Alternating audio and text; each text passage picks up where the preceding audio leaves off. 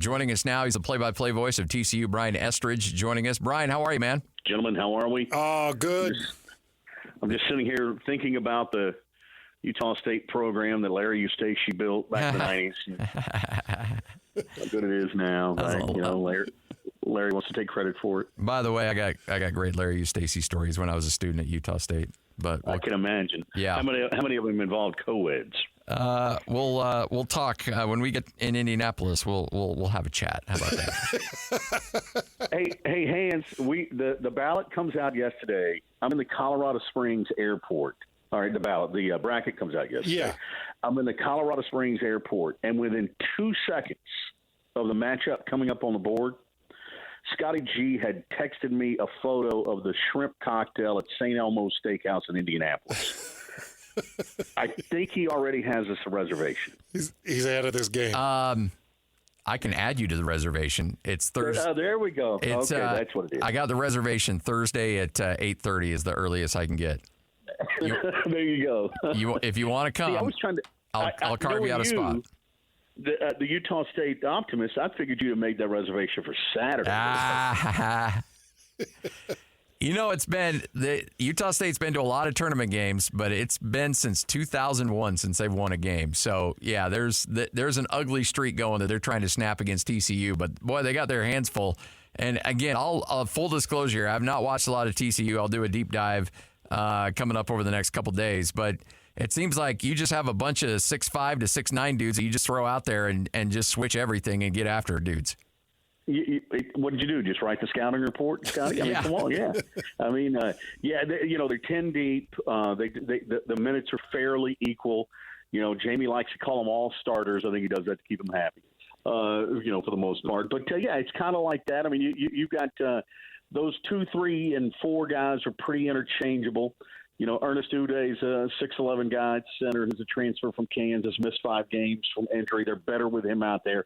Now, he's not an 18 and 12 guy, but he's going to give you 7 and 9, and his presence helps defensively. So, he's going to be that kind of guy for you. Where they've really struggled is at the 1. Jameer Nelson's kind of taken that job and run with it here over the last several weeks. But, in the middle part of the year, they were really struggling with both Jameer Nelson and Avery Anderson as a point guard, trying to figure out who was going to be the guy. Because in Jamie's system, he wants a guy who thinks, distribute first, score second, and that's not how these guys are made up. When you go in the transfer portal, I mean, you look at Jameer Nelson, I'll have it right in front of me, he's a 1,400-point scorer. At Delaware. Avery Anderson scored over 1,000 points at Oklahoma State. That's what those guys were made to do. That's how they were coached all those years. And so to ask them to pass first was a little bit difficult. And so, but they got better. They had a little bit of a lull till the last half of the year. And shuffled the lineup here over the last couple of ball games. Put in another 6'6", senior and 6'7", Chuck O'Bannon. At the 3, and so they put a little bit bigger lineup out there. So a lot of interchangeable parts. It's kind of who's a hot hand on that night, and they got better defensively. They're still not where Jamie thinks they need to be, but deserving of postseason. I think we're in for a great game. I really do. I've watched you guys play a bunch this year. Brian, being out there watching the TCU BYU game, it felt like every time BYU was moving on the inside, especially in the first half, it was pretty painful. And it wasn't until they loosened things up on the outside in the second half that BYU was really able to get things rolling. How important is it to have a 3-point shot against TCU? Yeah, you have to. You have to spread them out. You got to stretch them out. And you saw it. I mean, in that first half where BYU wasn't making anything. I looked at you. I looked up there at your face with about 3 minutes ago in the first half. You had that cougar tail cramp in your mouth, and your eyes were bright. And I know what you were thinking there, Hans. And they couldn't make a shot, but once they did start hitting them, you saw things start to loosen up a little bit. I think that's a good observation. I mean, you have to be able to score on the perimeter against TCU because they can be physical on the inside. They're a really good rebounding team. They have a goal of being plus 10 and rebounding in every game. They want to be good at that. You saw the offensive rebounding against Houston the other night. I mean, they had 30 offensive rebounds, didn't they? I think in the Big 12 tournament. So even though they got pounded, for the first 8 minutes they got pounded. The last 32 they actually did okay. I think you've got to be able to, if you shoot the ball against TCU, and if you're willing to run with them too, and if you're good at it. TCU leads the country in fast break points. They want to get up and down the floor. If it becomes a half-court game, they get a little stagnant. So I'm giving you everything here, Scotty. I know what you're doing. I like it. You're running straight. You're running straight back, and you're letting them know. I got it. Danny Sprinkle's on the call. Yeah, right Danny Sprinkle's on line too. Yeah. Yeah, conference call. Hey, Danny, what's up, brother? Interesting thing. Not a big 3-point shooting team. You guys don't take a lot of threes. Don't take a ton, but it kind of runs in streaks. Every once in a while, you'll see them get after it, and really start. And they've had a couple of games this year where they have made a bunch of threes. But, you're right. I mean, they got guys that'll take them. They just don't have guys that'll make them. Yeah. That was a great Billy Tubbs line. I saw him after he retired from here. We were at Oklahoma, and he came to the game. And I said, Coach, I said, we just got to get some more shooters. He said, Brian, you got plenty of shooters. You need some makers.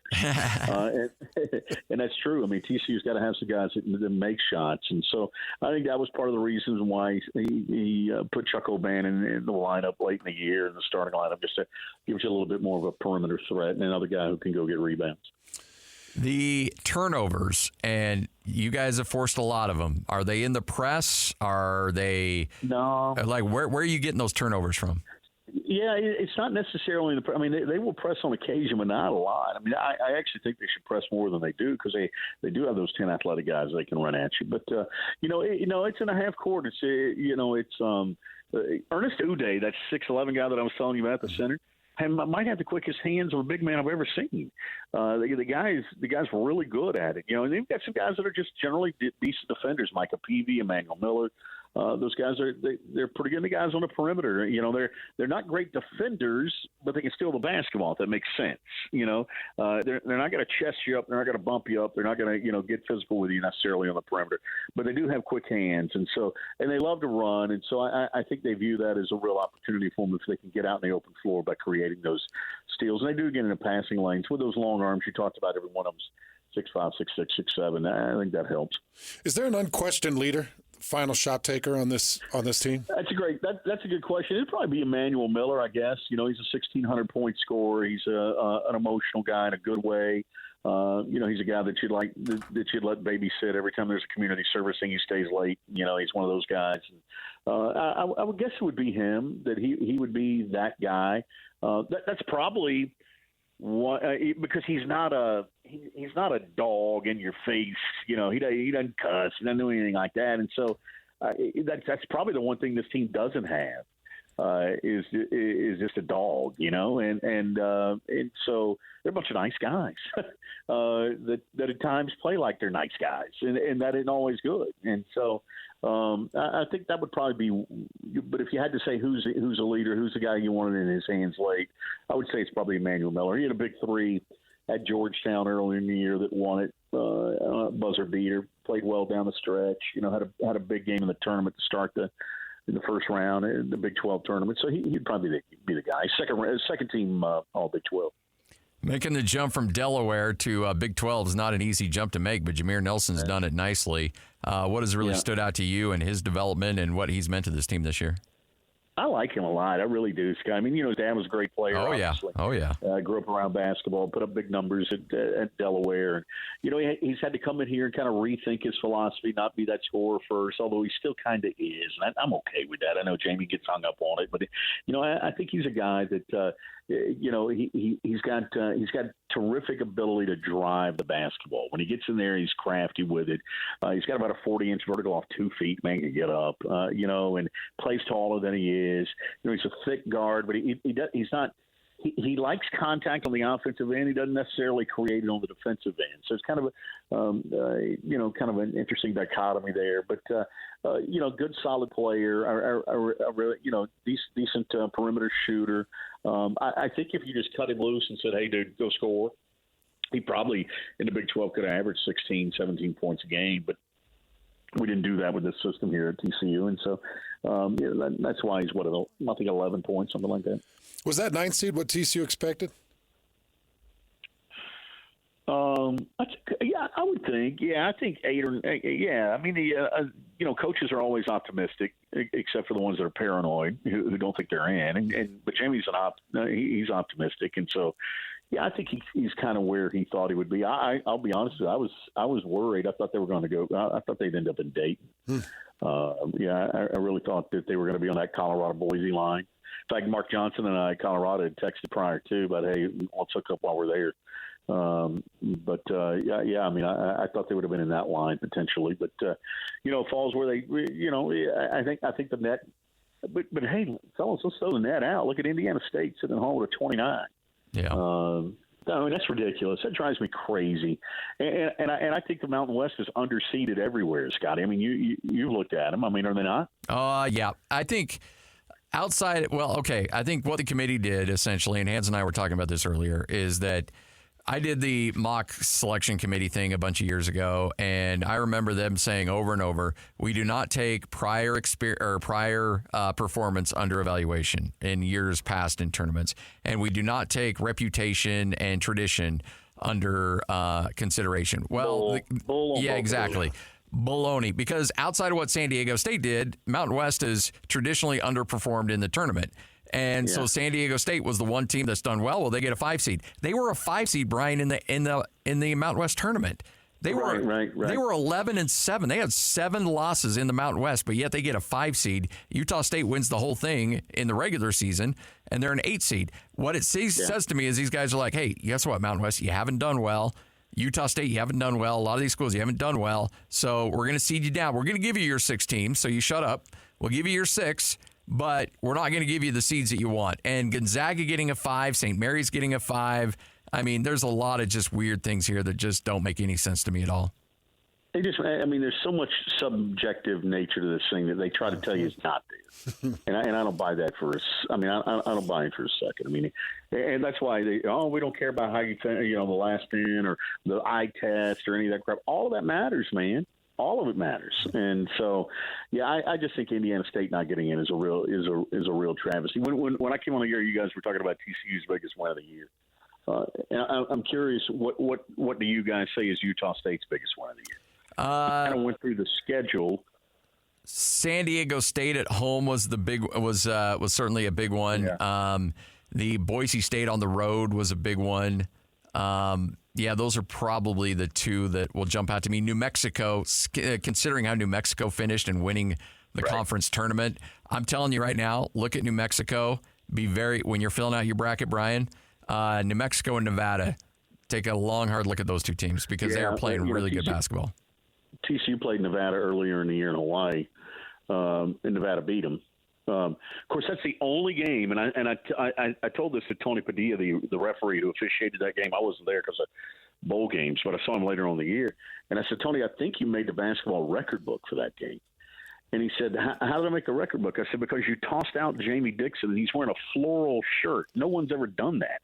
No one's ever thrown a guy out wearing a floral shirt, in the first half of a game in Hawaii that doesn't matter. It's laid back. He's in a floral shirt. Yeah.